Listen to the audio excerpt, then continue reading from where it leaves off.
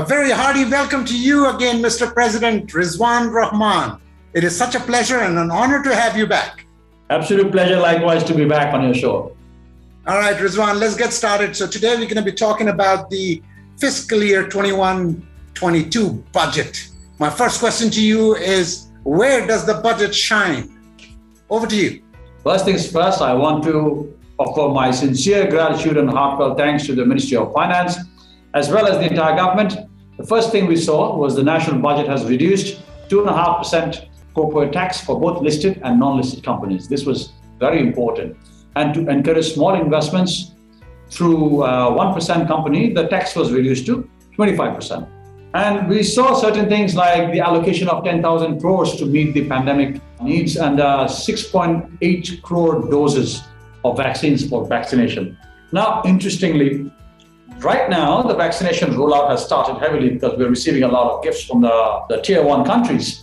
If you want to open up the economy, 70 to 80% of your entire country needs to be vaccinated. Or when you asked about the positive signs, the business turnover tax for individual taxpayers reduced to half by 0.25%, if I am correct. And the initiatives to automate and digitalize the income tax and the VAT and customs department. So I must say that the National Board of Revenue has automated a lot of these initiatives. Most of them are almost done. This is eventually going to help the much talked about the ease of doing business index. And of course, the social safety net, big thumbs up.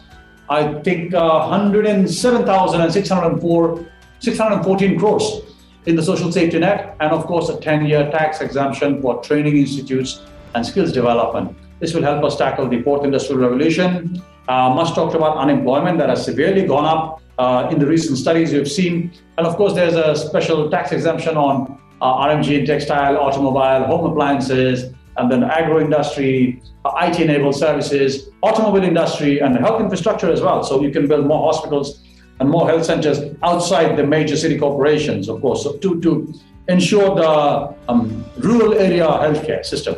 That's also one way to say. And of course, there has been certain initiatives for the CMSMEs, like withdrawal of minimum surcharge and unchanged tax structure in the individual taxpayers. And loan repayment and moratorium facility has increased for the vulnerable CMSMEs, but I still think there is more room for improvement in that sector because these are the most affected sectors. As you know, nearly 90% of the employment is created by the cottage, small, micro, and medium entrepreneurs of this country. And they also contribute to 80% of the industrial employment in the entire country. So therefore, I think they need a special attention. And of course, the ADP has a huge allocation, but I must say, there's a lot of challenges because implementation has always been a question. So accountability needs to go up. And of course, the implementation needs to be fulfilled. So definitely all eyes on the ADP. And I think that a low-cost implementation and quick execution of projects will help us move towards the economic recovery. Right. Now I'm going to ask you, Rizwan, the budget broad stroke, you'll see that the government still spends the bulk, percentage-wise, the most money, about 19% of the budget is still for public administration. The second item is about 15%, I believe, for education. But I must also add that most of that money for education goes into primary, secondary, higher secondary education. My question to you is, compared with other comparator countries, this 19% expenditure in public administration ought to be less of the budget, number one.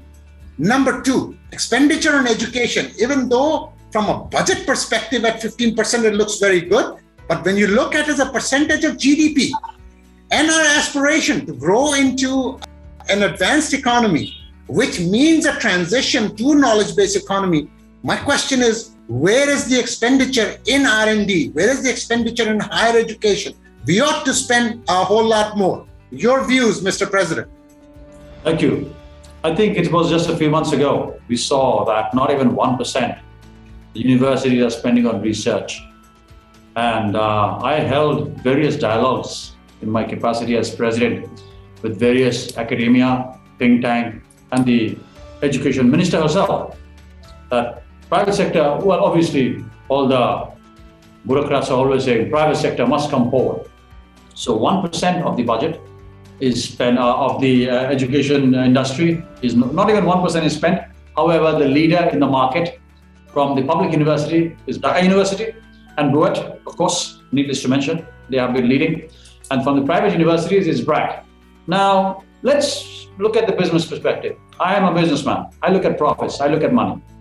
What's my incentive if I invest in research? I'm going to ask for incentives. For example, they always talk about, I see the bureaucrats talking about, oh, Ford Motor Company has donated some $200 million to this university. That university has done this library. Those are all tax deductibles. What are you going to give me if I do a library for a BUET or we do conduct joint research? Are there any tax deductibles? You need to attract investors when you talk about new businesses. Investing in research is the utmost importance, not only for the private sector as well as public sector. Let's talk about industry-academia linkage. How do you link industry and academia? Through research.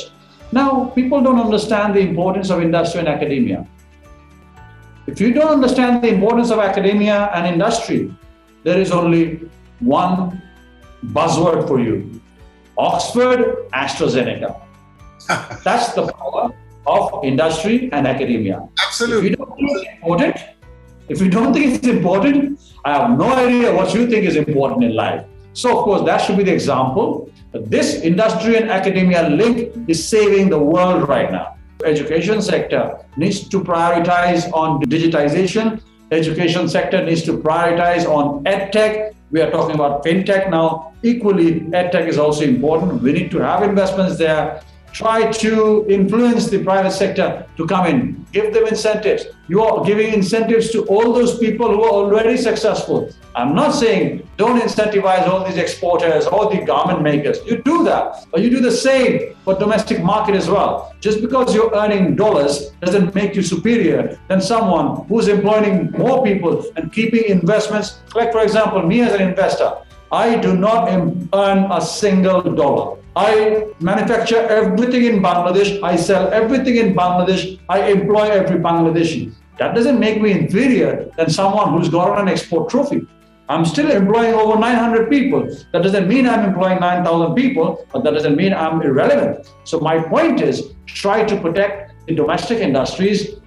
They will eventually become big corporations over. And of course, as much as you try to attract FDI, look at India, you also need to allow outward flow of investments.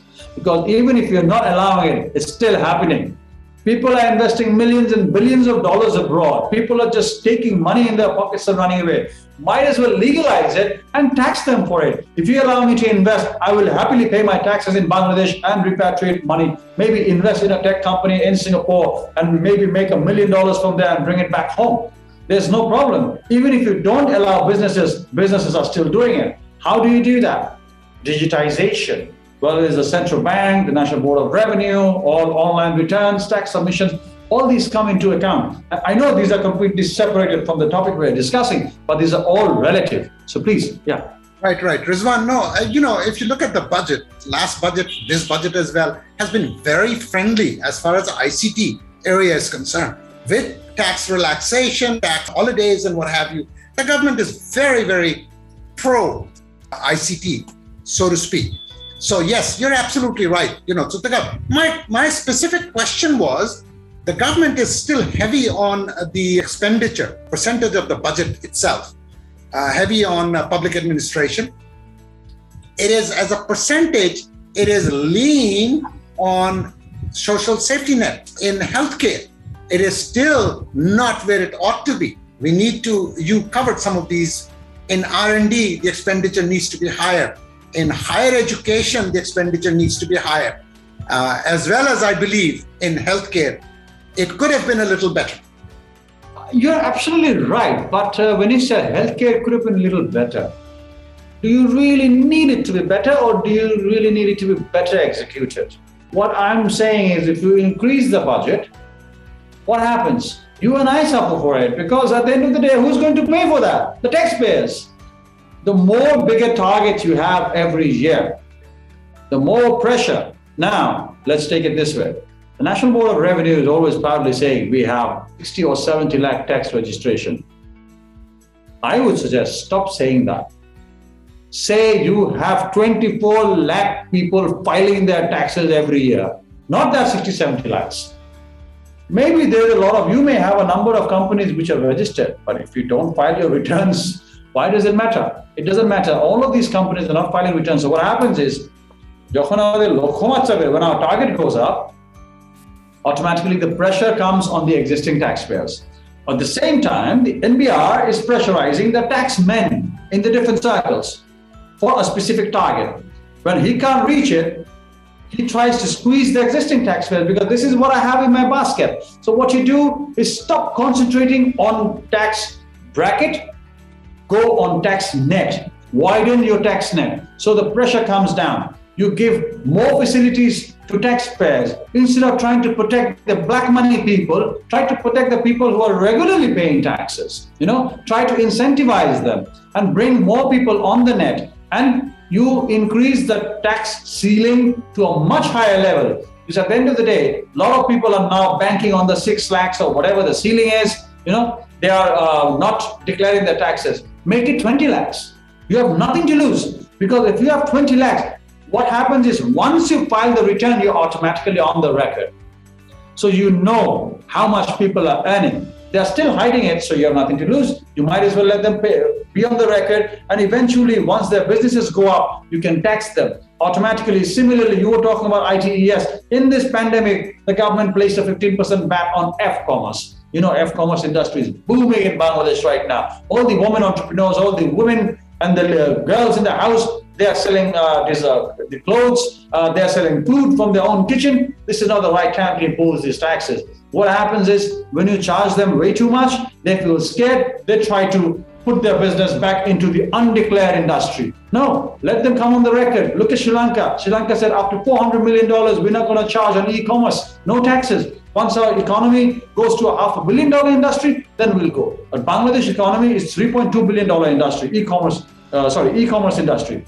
And F-commerce, last year we were 312 crores. I think this year we have surpassed 500 crores. I'm not sure. It's just my assumption, So don't try to attack these with VATs immediately. Try to let them come forward. And as you talk about expenditure, public expenditure, this is a very sensitive question. You know exactly what the answer to that is. I know exactly what the answer to that is. But if you want to address it, address accountability. I'm fine. Let them take whatever they want to take. But bring in people, hold them accountable for whatever expenses they're making and they're not making. If you're not making the expenses, why is the budget target so high? Why do we have such a high target? And at the end of the day, when you only implement 50-60% of the budget, so next year, there is no revision. Rather, from the previous year's target, you raise it by 20-30%. This is unjustifiable and it creates a lot of pressure on the existing taxpayers. That is exactly why people start hiding their money.